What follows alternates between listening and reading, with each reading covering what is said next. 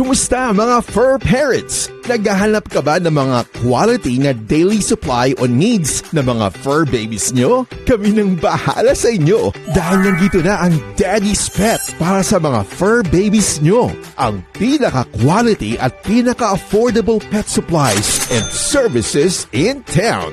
We offer all kinds of pet supplies and all kinds of services like pet grooming, pet boarding, pet rehoming, and many more. And of course, andyan na rin ang pet gifts for your special someone. Hatid rin namin ang mga mababait na staff para sa mga fur babies nyo, kaya naman we ensure na safe at comfortable ang mga fur babies nyo. So what are you waiting for, mga ka-fur parents? Daddy's Pet. Affordable na presyo para sa mataas na standard na serbisyo. Visit us now! Welcome to Daddy's Pet Talk! Ikaw at ang pet mo, ang bida! Ma'am, magandang araw po sa inyo, ma'am. Ma'am, pwede niyo ba bang ipakilala ang inyong sarili at ang inyong pet po, ma'am? Ako po si Arwen at ito po yung pet ko namin na si Tala. Boy po siya. Si Tala, bagong groom siya. Kasi marami siyang di ba ma'am? Ginorom natin siya. Pang second time na dito ni Tala magpag-groom. Siyempre, in-invite ko agad si Ma'am Wen na ma-interview natin siya kasi 4 keeps to eh. Whatever happens, talagang memory na to, ma'am eh. Ma'am, pwede nyo bang paano nyo po bang nakuha yung pangalang Tala, ma'am?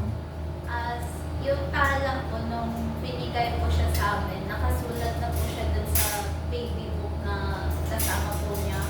So, kinik na po namin yung Tala. Hindi na po namin pinalitan. Kaya si Tala po siya. Para hindi na rin makumpis si Tala kung anong talagang name niya eh, no? Ma'am Wen, nung dumating sa inyo, ilang taon na siya yun? Na nakuha niyo po siya, ma'am? Anong binigay po siya sa amin, mga 2 months pa lang po. So, puppy pa lang po talaga siya doon. Yun talaga. At least 2 months. Tagang Opo. pagkalayo kasi doon, agad dapat 2 months bago kunin sa magulang niya eh. Kasi kailangan niya talagang mag-drink pa ng breast milk ng mother niya. Kailangan niya po yun para mas lumakas at tumibay siya. Para at least di siya masyado magkasakit. Ma'am, maaari niyo bang ikwento kung nagkaroon po ba ng mga struggles na na-experience kayo, yung lalo na first 2 months niya sa inyo? So far naman po, hindi pa naman po nagkakasakit ng malala si Tala. Pero nung first few months po na pinapabakunahan po namin siya kasi incomplete pa po. So, in-complete naman po namin agad yun. Medyo lagi lang po siyang nagkakabukol. Pero sabi naman po nung vet is normal lang daw po yun since side effect po yun ng vaccine. Pero so far, hindi naman po siya sakit. Ayun, maganda. Bali, ilang buwan na sa inyo, Ma'am si Tala? 9 months na po siya. Mag-birthday na, 3 months na lang. Mag-1-year-old na si Papi Tala. Bali po, first, pet yun yung ma'am? Hindi po. May older dog po kami sa bahay. Si Chong Chong po yung name. Anong breed naman po ni Chong Chong, ma'am? Mixed breed din po siya. Parang golden retriever and Maltese po ata. Bali po, ma'am, dalawa na yung pets nyo. Ilang taon na po kayo, ma'am? Ako po, 22 na po ako. 22, ma'am, parang kang 16 lang, ha? Kasi ma'am, parang pinapunta niyo, parang 16 years old lang siya dito. Una na-meet ko to, ang bata. Pero may sense of responsibilities na siya about sa pet niya. Kumbaga talagang kita naman natin nung nagkaroon ng mga bull si Tala, dinala niya kagad dito para yan, nag-groom kasi dati, nang nag-groom natin si Tala, ma'am, di ba, trim lang? Ganda nun, kaya lang, dami niya ng sugat, dami niya ng buhol. Kaya mas natutuwa ako sa gaya yung for parent na ganyan mag-isip, ma'am. Na inuuna kagad yung kapakanan ni Tala. Kasi yung iba, babaliwalain lang eh. Pero nahirapan po naman si Tala sa ganyan po, ma'am. Sa pagkain, ma'am, ano bang mapili ba siya or meron siyang special na hinihingi pag gusto niyo siyang bigyan ng gano'n? Buti na lang po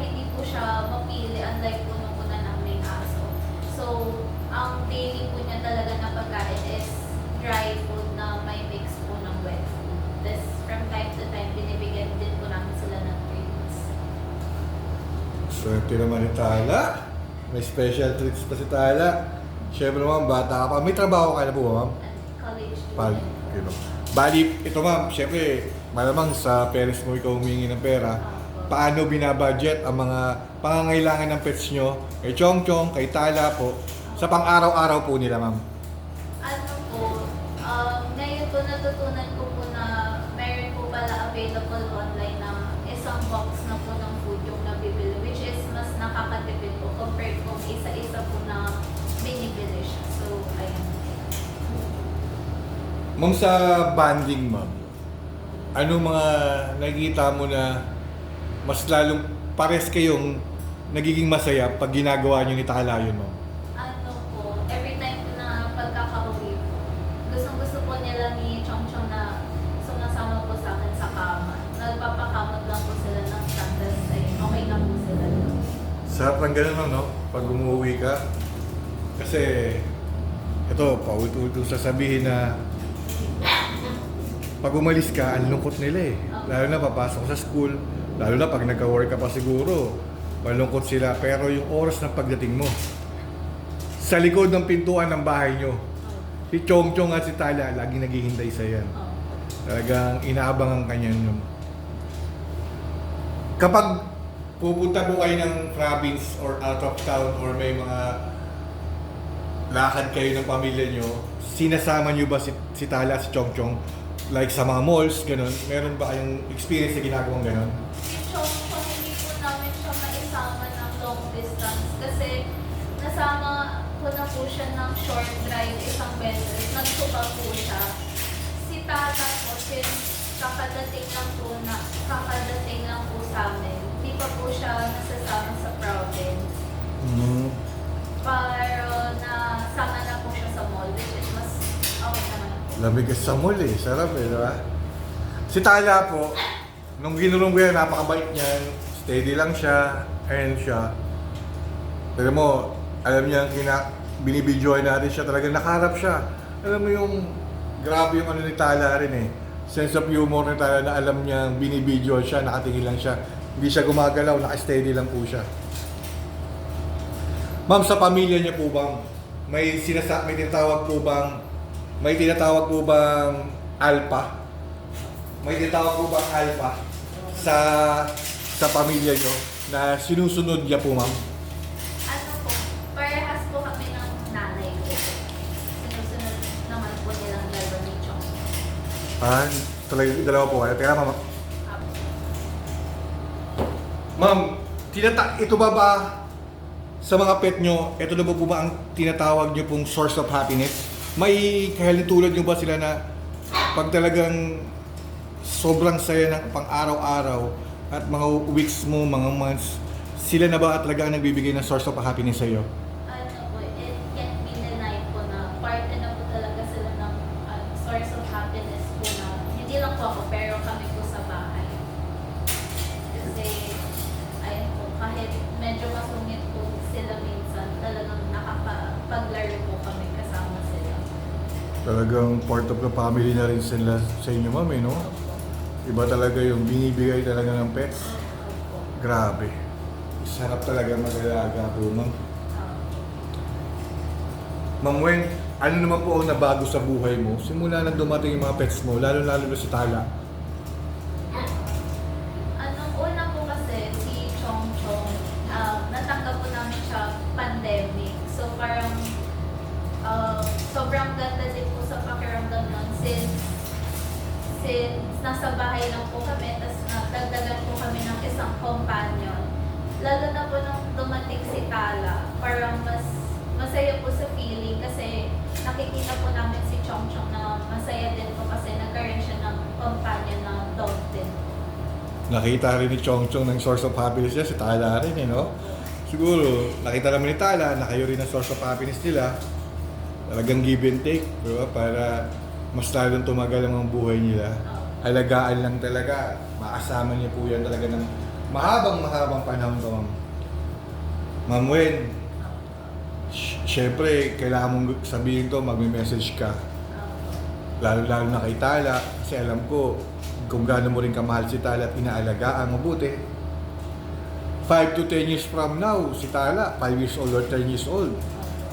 Paglaki niya, pwede mo itong gusto manood ng YouTube na interview nyo, pwede kayo maupo, mag-reminisce. Ito yung bata ka, Tala, parang ipapakita mo.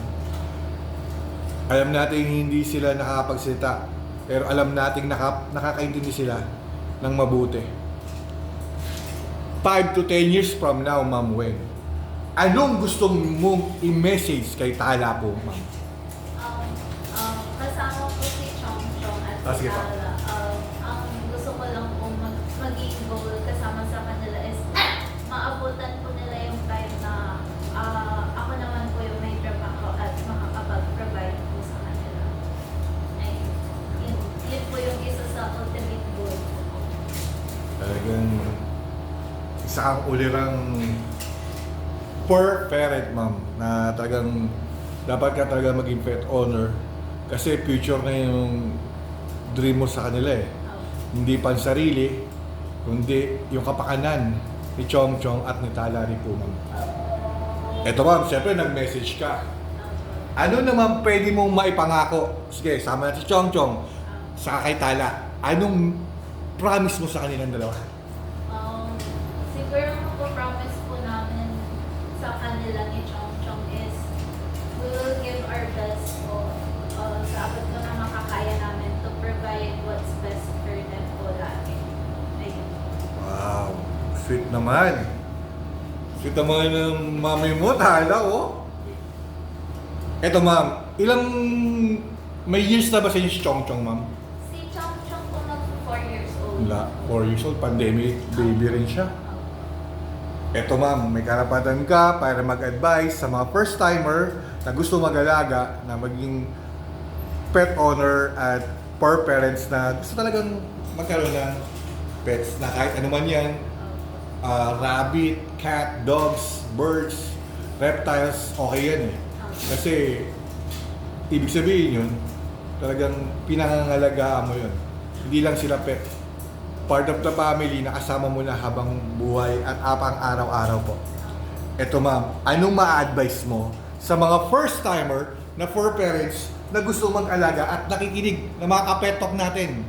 Ano po, since natanggap po namin si Chong Chong, parang first time in a while lang po ulit namin magkaroon ng pet.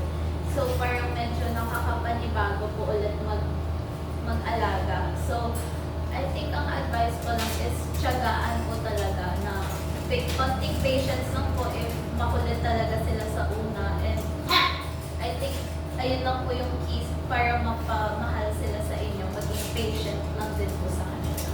Ayun. Ma'am, salamat po sa advice mo, Ma'am. Napakaganda po ng advice mo. Direct to the point talaga po, Ma'am. Ma'am, dito sa Daddy's Pet Talk, nagpapasalamat po ako. Pinaunlakan nyo, Ma'am, to ha, nung interview namin sa inyo ni Tala. Sa Daddy's Pet Talk, maraming salamat dahil isa sa kayo na kami very proud na as a pet owner kayo talaga kung gaano nyo kamahal si Tala at si Chong Chong po, Ma'am. Ma'am Wen, meron ka bang gustong i-shout out na pwede nyo pong sabihin? Dahil syempre, pwede mo ipagmalaki to eh. Kasi binibida mo si Tala at si Chong Chong dito eh. Pwede ka na mag-shout out, Ma'am Wen. Ayun po. Shout out lang din po kay Chong Chong na naiwan sa bahay. Kasi makulit po siya at saka sa nanay po namin. Ayun lang po. Yun lang, Ma'am Wen. Sa mga manonood, Ma'am Wen, ng Daddy's Pet Talk, please like, share, and subscribe. Kung nagustuhan nyo ang interview natin kay Ma'am Wen at kay Tala, baka kayo naman sa next interview natin. Ma'am, ito ako pala si Daddy Wax ng Daddy's Pet. Taos pusong nagpapasalamat sa inyo po, Ma'am. Ikaw, Ma'am Wen, at si Papi Tala, dito sa Daddy's Pet Talk, kayo ang bida. Maraming salamat po, Ma'am. Maraming thank you.